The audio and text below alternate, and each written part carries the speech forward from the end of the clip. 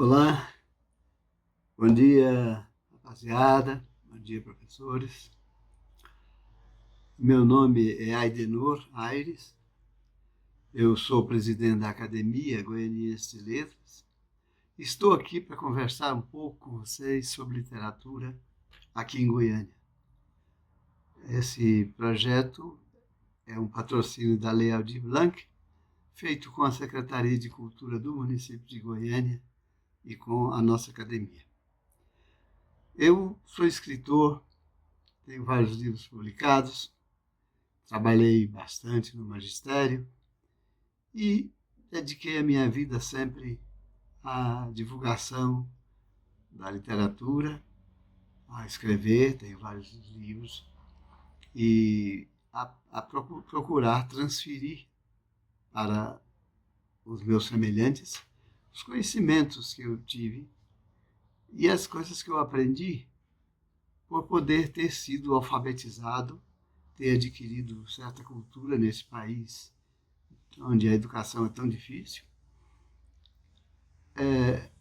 e poder compartilhar isso com as pessoas. Hoje eu estou aqui para compartilhar fraternalmente com vocês um pouco da minha experiência sobre a literatura.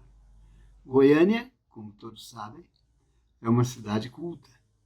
Tem muitas universidades, tem muitas escolas, tem bibliotecas, livrarias, e, além de tudo, hoje o livro e os jornais e os textos estão espalhados pela internet, pelos meios de divulgação informáticos. Eu vou falar um pouco do prazer que é ler. Desde que eu fui alfabetizado, eu fui atraído para a leitura. Lia tudo que caía nas minhas mãos. Lia jornais, lia propagandas que vinham em forma de folhetos. Havia antigamente uns almanaques.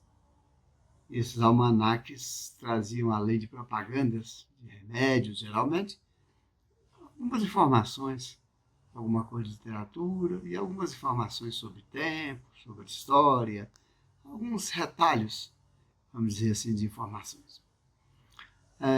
E logo que eu comecei a alfabetizar e a ler essas coisas, também eu tive vontade de escrever, de procurar fazer alguma coisa semelhante àquilo. E por aí começou a minha poesia. Desde jovem, portanto, eu sinto necessidade de escrever. Gosto de escrever.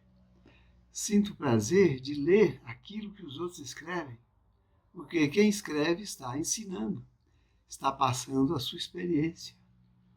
Um autor, para escrever um poema ou para escrever um livro, ele tem que guardar certa experiência, ele tem que ter exercitado a capacidade de observação, mesmo que não seja uma experiência culta, erudita, como assim se diz, da universidade, das escolas, ele aprendeu a ler o mundo, a conhecer as pessoas, a conhecer a cidade onde mora, a decifrar as coisas que acontecem todos os dias, porque os dias estão passando e as coisas vão também, como num rio, descendo sem retorno. Os escritores, então, além de trabalhar sobre as suas emoções, sobre as suas impressões, eles vão registrando o que ocorre no meio onde ele vive, no mundo em que ele vive. As cidades sempre tiveram grande motivação. As cidades com paisagens, com seus problemas urbanos, com os seus tipos especiais de pessoas, com sua história, sempre foram provocativas. E há muitos escritores que se dedicam a registrar essas coisas da cidade, a falar sobre essas coisas da cidade. Eu tenho vários textos de crônicas que foram publicados primeiro no jornal e depois num livrinho chamado Mínimo Olhar, quer dizer, um pequeno olhar, mínimo olhar sobre as coisas que estão passando. Tem vários livros de poesia, entre um deles, que eu gostaria de falar, ele se chama O Dia Frágil, porque eu entendo que o dia está passando, que o dia não retorna, que, portanto, ele é uma coisa frágil, maravilhosamente frágil na nossa existência, que temos que dar valor para ele. Por isso que eu, como cronista, tenho procurado registrar aquelas coisas que estão passando. E me lembro que em Goiânia havia muitos personagens, aqueles que nós chamamos tipos populares. São pessoas que hoje poderíamos chamar de pessoas em situação de rua, pessoas que por um motivo ou por outro não vão para casa, ou porque não têm casa, ou porque não querem, porque o seu destino, de uma certa forma, é viver na rua. Uns são como artistas, outros, às vezes, têm problemas mentais, e alguns têm certa capacidade criativa que encanta as pessoas que passam pelas ruas. Eu me recordo, quando eu era mais jovem, de um cidadão que era conhecido por Chachado. Não sei o nome dele.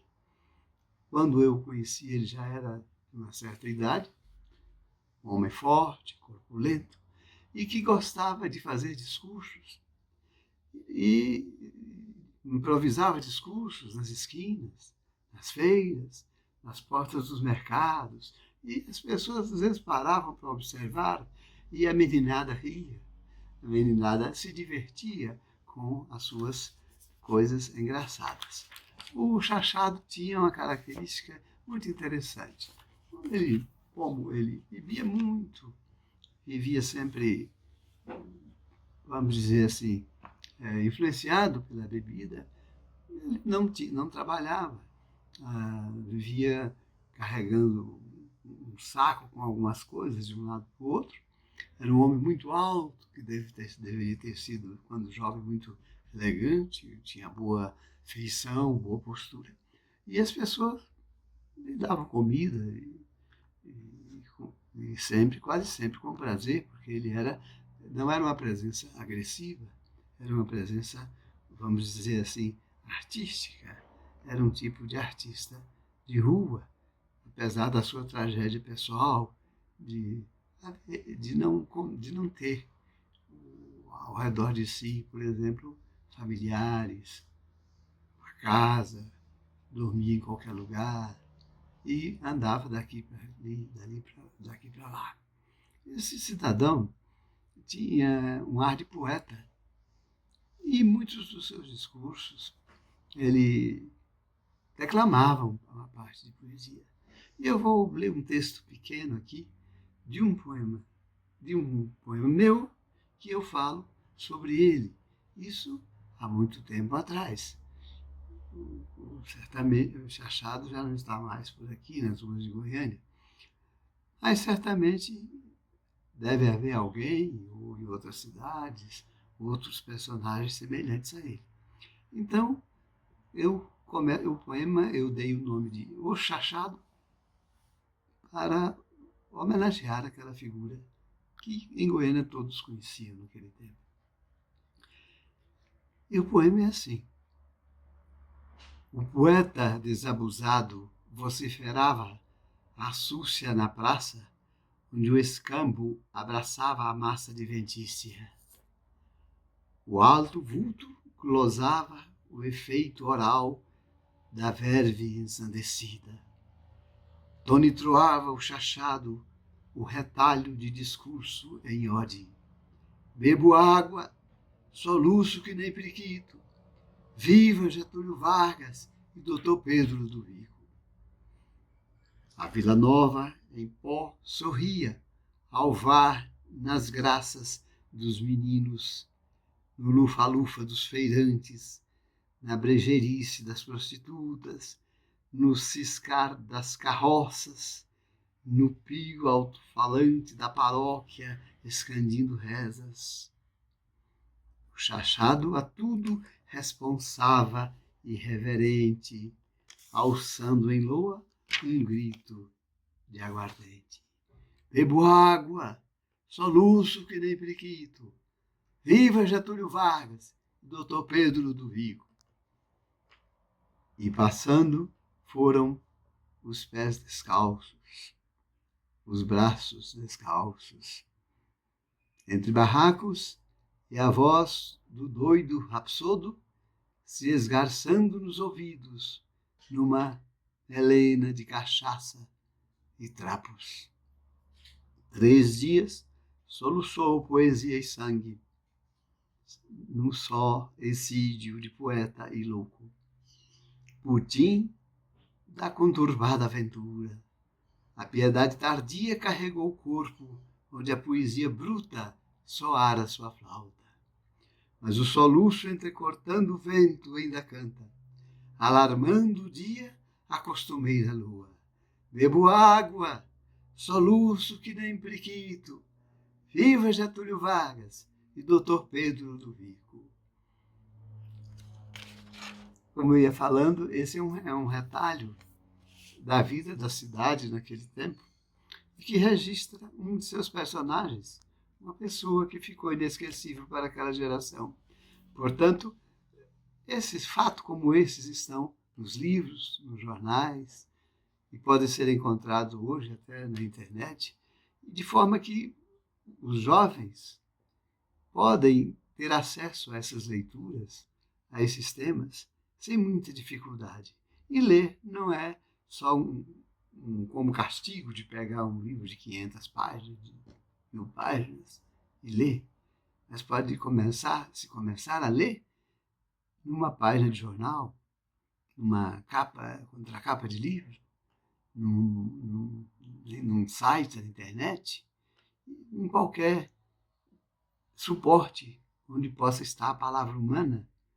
Aí haverá sempre a oportunidade do diálogo entre o escritor que escreve e entre aquele que quer saber o que ele escreve, que quer saber o que ele viu da vida, que quer conhecer a sua experiência, que é o leitor. E eu espero que todos os jovens aqui possam, na medida do possível, se tornar leitores. Uns grandes leitores de muitos livros e outros leitores de pequenos, mas importantes livros. De qualquer forma, a sabedoria, o conhecimento, não tem tamanho. Todo lugar que chega, ilumina e ilumina a vida inteira.